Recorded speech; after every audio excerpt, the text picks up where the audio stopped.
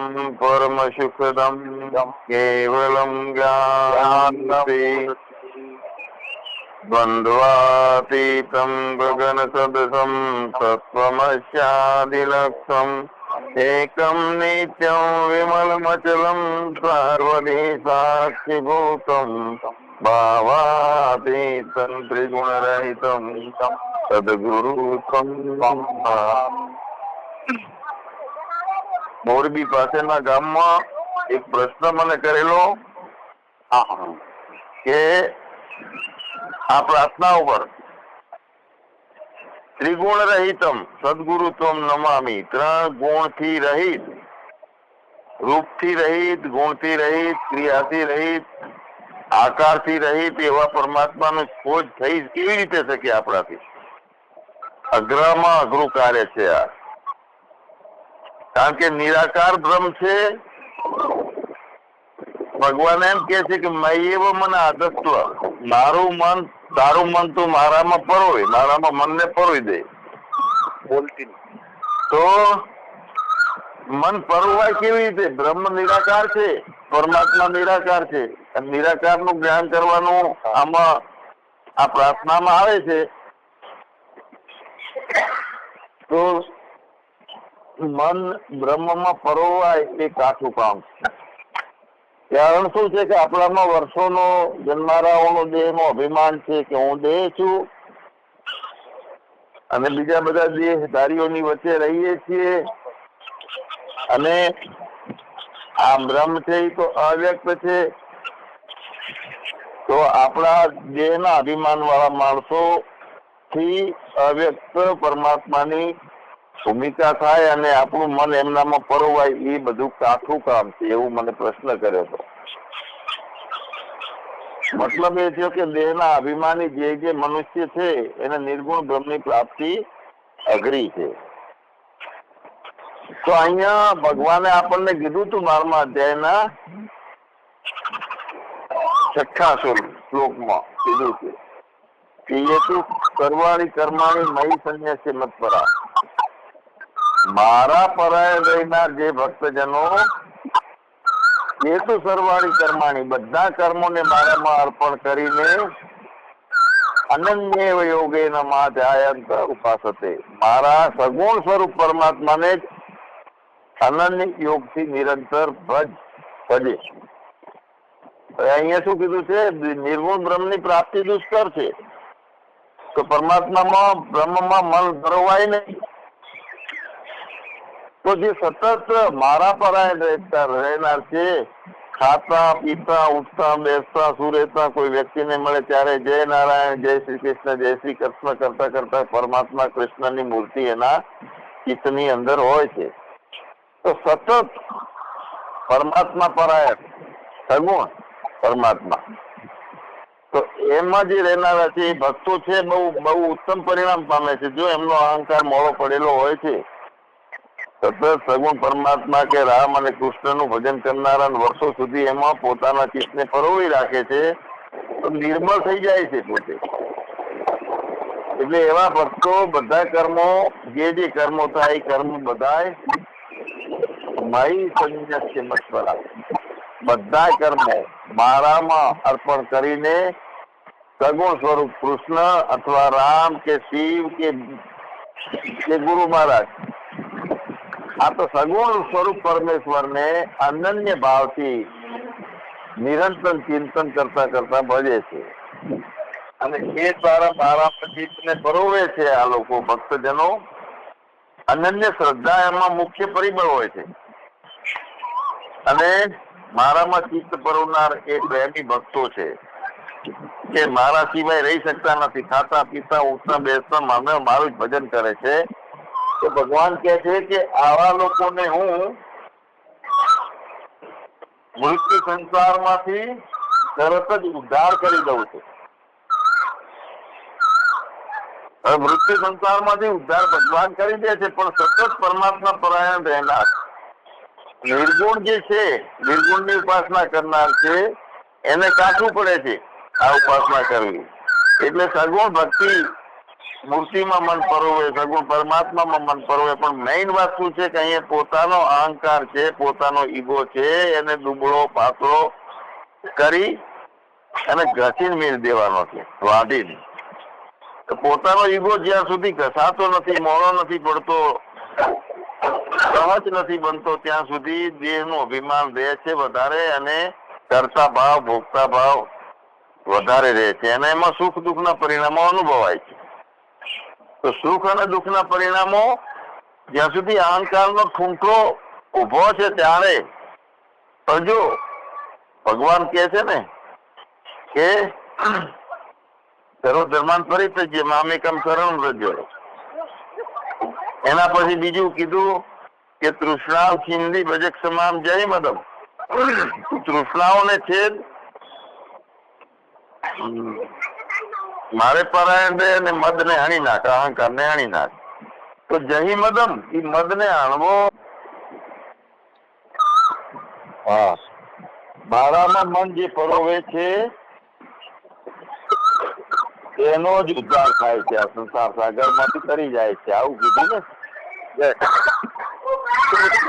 શું નડે છે? તો ક્લેશો નડે છે, પોતાના હું પદ નડે છે. હું તું મારું તારું હજી જોઈએ, આ જતું રહ્યું, આ નુકસાન પડી ગયું. હવે આવી ભૂમિકામાંથી, ક્લેશોમાંથી જીવને કાઢવાનો અને પરમાત્મામાં મૂકવાનો. હવે નિર્ગુણ બ્રહ્મ હોવાના કારણે પરમાત્મા ઉપરનો પ્રેમ થતો નથી, જ્ઞાન એટલું થાય. પણ સગુણમાં, મૂર્તિમાં પરમાત્મા સાથે પ્રેમ થાય ને એમાં ઉત્કૃત થઈ જાય ને એક એક કૃતિ પરમાત્મા માટે કરવામાં આવે, એ ભગવાન પરાયણતા કહેવાય. અને ભગવાન પરાયણતા આવે એટલે પોતાનું માથું પરમાત્માને સોંપી દીધું. હરી તું કરે તે ખરું, જેમ રાખે તેમ રહેવું છે.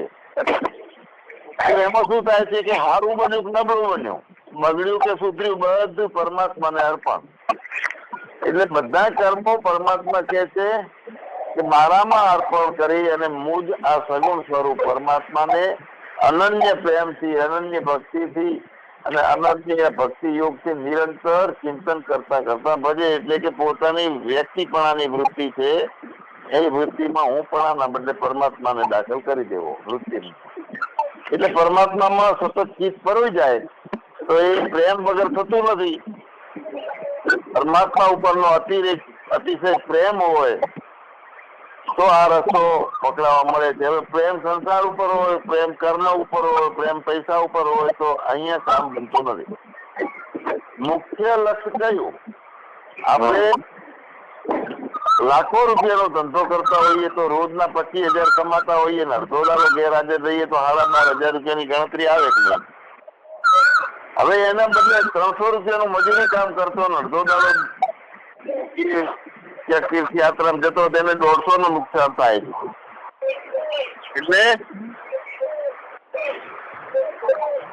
એટલે એને 300 નું જ નુકસાન પડે છે એટલે એ છોડી શકે છે. પણ મોટો ડોક્ટર વકીલો એટલે 12-15 હજાર નું નુકસાન પડે અડધા દાડાનું. એમ નુકસાન એટલે આવકમાં. એટલે એ ભક્તિ ક્યાંથી લાગે કે કારણ કે ગણતરી પૈસાની છે. હવે અહીંયા તો 5 લાખ રૂપિયા કમાનારો હોય અને કમાણી મેકી અને 5 દાડા માટે નીકળી જાય અને હિસાબની ગણતરી ના આવે કારણ કે આ જે મેળવવાનું છે એ રૂપિયા કરતા અનેક ગણું છે. પરમાત્માએ આટલું બધું આપ્યું છે ને એમાંથી ચલાવશું. નવું કદાચ એક દાડાના 25,000 લેખે 5 દાડાના 1.25 લાખ નહીં મળે તો ચાલશે. હવે જેને સોનું અને માટી હરખું ગણાય છે આવી વૃત્તિ છે તો જે પેલો રોજે રોજ કમાઈને ખાય છે તો 150 રૂપિયા એના માટે બહુ અગત્યના છે, છતાં એ છોડીને જાય. પણ જેને 5-5 કરોડ ભેગા કર્યા છે એ 25,000 છોડી શકતો નથી પરમાત્માના કાર્ય માટે. ક્યાં સત્સંગમાં જવું હોય, તીર્થયાત્રામાં જવું હોય, ભજનમાં જવું હોય તો. કેમ કે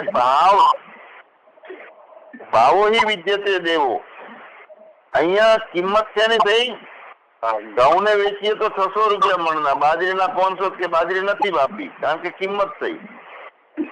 સોનું ઘરમાં લઈને હંગારીએ છીએ તો 50,000 રૂપિયા તોલાના છે અને ચાંદી મૂકીએ તો 25,000 રૂપિયા કિલોના છે.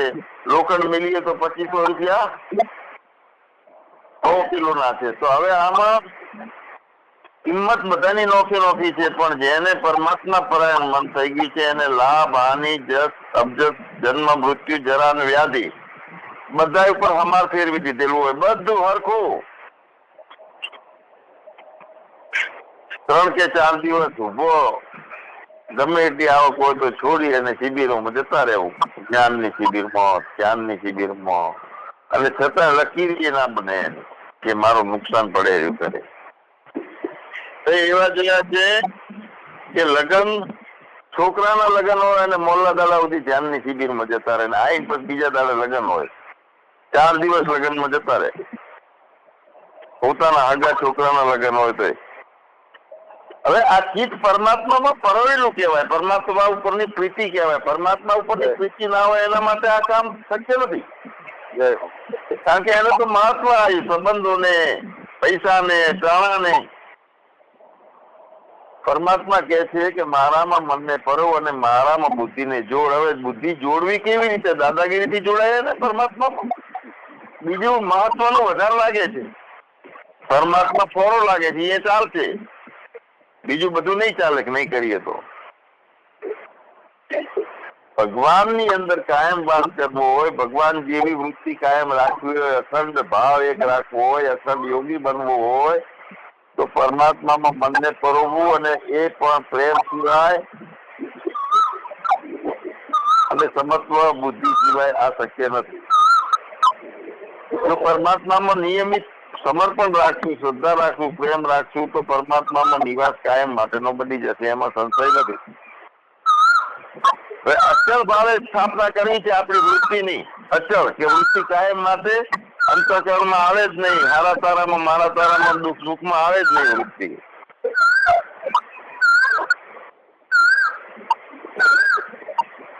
આ કિચુડ કિચુડ બંધ થાય, મ્યુટ કરો ને કઈ. જો તું મારામાં અચળ ભાવે પરમાત્માને સ્થાપવા માટે સમર્થ ના હોય તો બીજો રસ્તો શું? પરમાત્મા બતાવે છે કે અભ્યાસ રૂપ યોગ દ્વારા મને પામવાની ઈચ્છા કર. અવિચળ સ્થિરતા જે કરવી છે કે સતત પરમાત્મામાં મય, 1-5 મિનિટે આપણે વૃત્તિમાં ના આવીએ, અંતઃકરણમાં ના આવીએ, સંસારમાં ના આવીએ તો સંસારમાં તો મન બુદ્ધિ તો આવશે, આવેગો, તરંગો, સંકલ્પો, વિકલ્પો, પણ પોતાની અવિરત ધારા એવી હોય પેલું કાંઈ અસર ના કરે. હવે એવો અભ્યાસ કરવાનો કે વપુ વર્તે વ્યવહારમાં, સુરત પરાની પાક. શરીર વ્યવહારમાં વર્તે જાય પણ આપણે શરીરમાં નથી જોઈ થવાનો.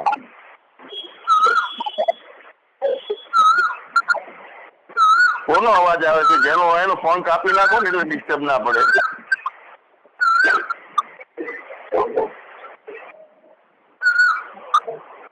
બોલે મ્યુટ કરી નાખો તો ના બોલે નહીં.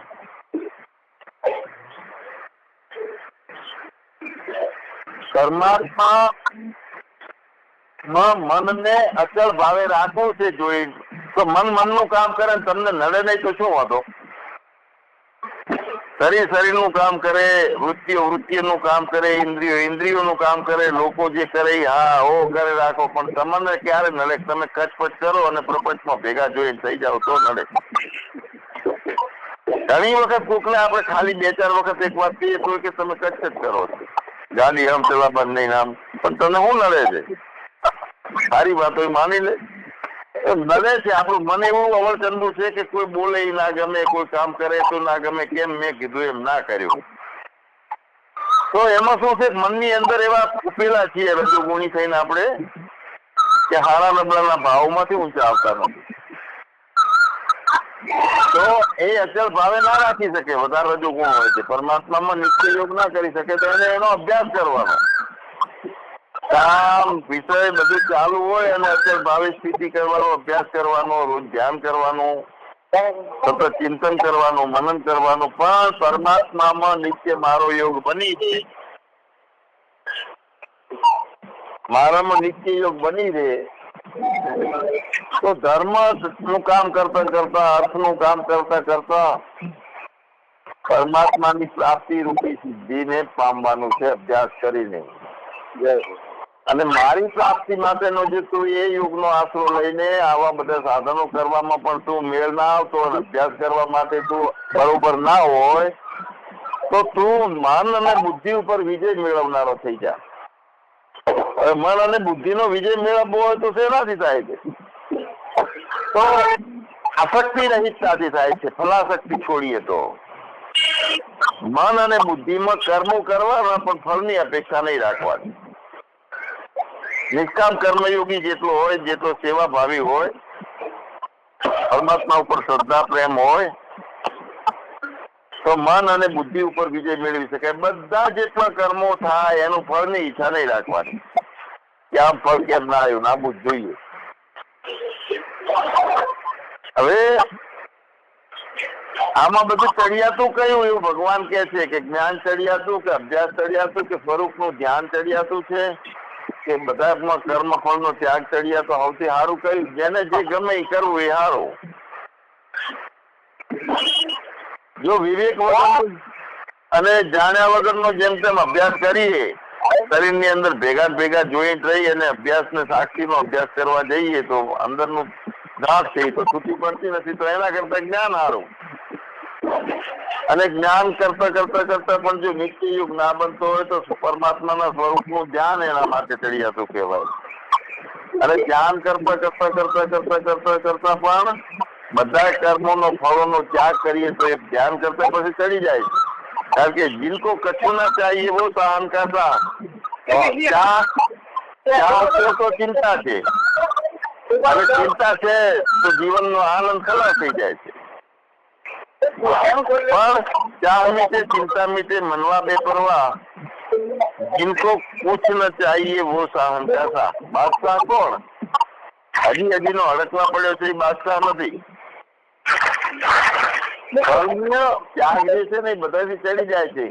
કેમ કે આપણે શું મેળવવું છે? પરમ શાંતિ મેળવવી છે. તો ધ્યાન ને જ્ઞાન કરતા મળતી નથી, અભ્યાસ કરતા મળતી નથી. પણ જો કર્મના ફળનો ત્યાગ કરીએ અથવા બીજાના માટે સેવા કરીએ તો એના ટાઈમે શાંતિ મળે છે.